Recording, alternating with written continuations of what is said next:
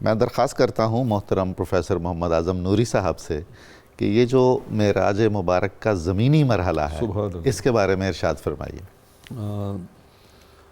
قبلہ ڈاکٹر صاحب، اعلیٰ حضرت عظیم البرکت نے کہا تھا کہ خدا ہی دے صبر جان پرغم، ہائے دکھاؤں کیوں کر تجھے وہ عالم، جب ان کو جھرمٹ میں لے کے خود سی جنا کا دولہ بنا رہے، سبحان اللہ، سبحان اتار کر ان کے رخ کا صدقہ یہ نور کا بٹ رہا تھا باڑا، کہ چاند سورج مچل مچل کر جبیں کی خیرات مانگتے۔ سبحان اللہ، سبحان اللہ۔ زمینی مرحلے قربان نوری صاحب، میں بڑی معذرت کے ساتھ کبھی کبھی جی چاہتا ہے کہ معراج شریف ہو اور آپ اور ہم سب اکٹھے الحمدللہ اس قصیدہ مبارکہ کی تشریح کریں۔ سبحان اللہ، سبحان ارشاد اللہ، کیجئے۔ اس پہ مستقل پروگرام ہونا جی چاہیے۔ بالکل۔ وہ تو ایک ایک بند جو ہے اس کا وہ بالکل لذتوں، حلاوتوں اور سرشاریوں سے بھرا ہوا ہے، بھرا ہوا ہے، اس کے اندر تو خیر ہی خیر ہے۔ بے شک، وہی تو اب تک ٹپک رہا کیا ہے، بات ہے، وہی تو اب تک چھلک رہا ہے، وہی تو جوبن ٹپک رہا ہے، نہانے میں جو گرا تھا پانی سبحان اللہ، کٹورے تاروں نے بھر لیے۔ سبحان اللہ۔ اس میں تو ایک ایک بند جو ہے وہ اپنے اندر ایسا ایک ہی معانی کا سمندر رکھتا بے ہے۔ شک۔ زمینی مرحلوں میں جی میں آغاز کرنا چاہوں گا کہ جب سیدنا جبریل امین علیہ السلام براق لے کے حاضر ہوئے نا، تو سنن ترمذی کی روایت ہے اور مسند احمد میں بھی ہے کہ جب رحمت کونین صلی اللہ علیہ وسلم براق پہ جلوہ گر ہونے لگے تو براق نے آگے سے نا جس طرح کوئی سواری اٹکیلیاں اور ناز اور انداز اور لاڈ کا اظہار کرتی ہے، تو سیدنا جبریل امین نے اس کی لگام کو کھینچا اور کھینچ کے کہا یا برقع لا تنفیری، فرمایا براق خبردار اس طرح کی حرکت مت کر، فواللہ ما راکبک احد اکرم من نبی ولا مرسل ولا ملک او کما قال، فرمایا آج تک تم پر ان سے بڑی ہستی معزز و محتشم سوار نہیں ہوئی، تو تم ذرا دھیان سے آداب کو ملحوظ رکھنا۔ ذرا براق کا جواب سنیے، وہ آگے سے کہتا ہے فواللہ لقد علمت انہ ہوا، وہ کہتا ہے خدا کی قسم مجھے پتا ہے کہ یہ ساری عظمتیں اور شانیں ان کی ہیں، ہم سے تو وہی بہتر ہے جسے پتا ہے۔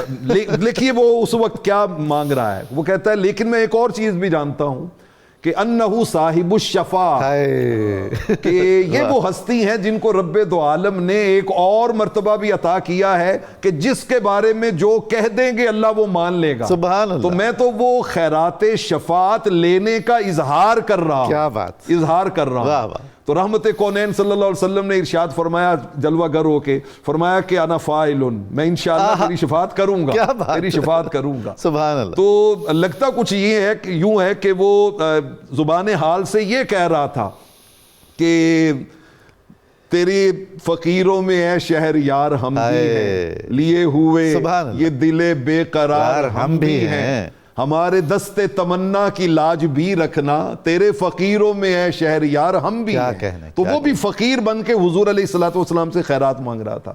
اچھا، جب قرآن مجید سورہ آل عمران کی اس آیت کے ساتھ میں جوڑنا چاہوں گا جو عالم ارواح میں نبیوں سے میثاق ہوا تھا، وَإِذَا أَخَذَ اللَّهُ مِيثَاقَ النَّبِيِّينَ لَمَا آتَيْتُكُم مِّن كِتَابٍ وَحِکْمَةٍ، دو اللہ رب العالمین نے ڈیوٹیاں لگائی تھی، فرمایا لَتُؤْمِنُنَّ، اے کل انبیاء جب میرا محبوب جلوہ گر ہو تو تم نے ان پر ایمان لانا ہے، وَلَتَنْصُرُنَّ، اور تم نے ان کی مدد کرنی ہے۔ سبحان اللہ۔ اب نبی تو سارے رحمت کونین کی جلوہ گری سے پہلے ہی تشریف لے کے چلے گئے دنیا سے، تو وہ ایمان لانا اور مدد کرنے کا وہ جو وعدہ تھا وہ کیسے پورا ہونا تھا؟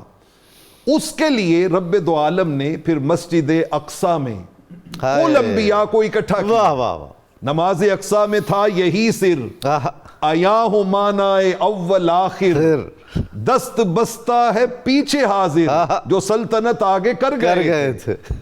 رتبے نبیوں کے بے شک بڑے ہیں، عظمتوں کے نگینے جڑے ہیں، مقتدی بن کے پیچھے کھڑے ہیں وہ جو پہلے سے آئے ہوئے ہیں۔ حضور اگر انبیاء نصرت کر سکتے ہیں تو خاتم النبیین کیسے نصرت نہیں کر سکتے؟ اس میں تو شک ہی کوئی نہیں ہے، اس میں تو شک ہی کوئی نہیں ہے، یہ شان ہے خدمت گاروں، جو اس عقیدے کو نہیں اختیار کرتا اسے پھر 5 نمازیں نہیں پڑھنی چاہیے، 50 پڑھنی چاہیے۔ سبحان اللہ۔ کیونکہ ہم آگے چل کے بات کریں گے کہ یہ 50 جو 5 بنی ہیں یہ حضرت موسیٰ علیہ السلام کی نصرت کی وجہ سے بنی۔ سبحان اللہ۔ میں سنن نسائی کے وہ لفظ پڑھنا چاہ رہا رہا تھا کہ آقا علیہ الصلوۃ والسلام فرماتے ہیں جب میں مسجد اقصیٰ میں پہنچا نا تو وہاں پہ فجمع لی الانبیاء کلہم، سبحان اللہ، سارے نبی جمع کیے گئے تھے، اور کس کے لیے کیے گئے تھے؟ میرے لیے، واہ، فرمایا میری خاطر جمع کیے گئے تھے۔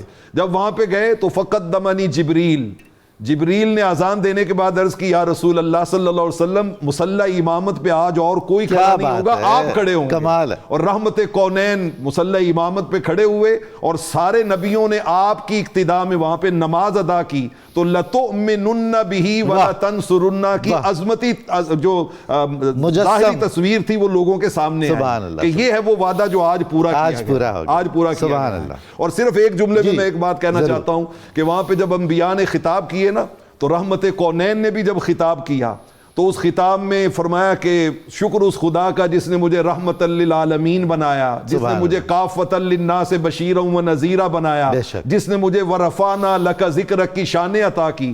کرتے کرتے جب آپ نے یہ جملہ کہا نا وجعلنی فاتحا و خاتما، رب نے مجھے سلسلہ نبوت و رسالت کا آغاز کرنے والا بھی بنایا اور ختم کرنے والا بھی بنایا۔ سبحان اللہ۔ تو سیدنا ابراہیم علیہ السلام بے ساختہ بول اٹھے بِهَذَا فُضِّلَكُمْ، اے نبیو یہ ہے وہ شان جس کی وجہ سے ان کو ہم سب پہ فضیلت دی گئی، سبحان اللہ، فضیلت دی گئی۔ سبحان اللہ۔ تو یہ تھا رحمت کونین کے زمینی سفر کی جھلکی۔